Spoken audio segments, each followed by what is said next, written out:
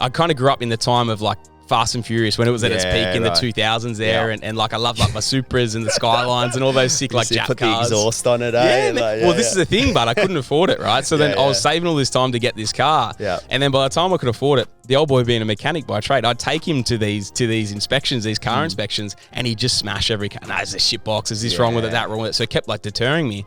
I ended up getting a bit fed up with it, and I was like, oh. And then the old boy said to me, mate, why don't you just go buy a house or something instead? You know, do something. It was literally that, and then. And then I started having a bit of a look, and I always was inspired. Like, I think I've never like gone too deep into, I guess, you know, reading about this guy or whatever, but I used to look into and look up to a bit of Harry Triguboff, right? Like at the time, I think now he's got like 6,000 apartments, you know, director emeritus and like, you know, absolute beast. But started very young, developing and kind of holding stock. And man, I think at the time he was like 2,000-3,000 apartments in. And I was just like, man, this guy's crazy, you know, what this guy's built. And I kind of just got like, I knew like so many people built wealth in the world through property, especially through Australia. It's an Australian dream sort of thing.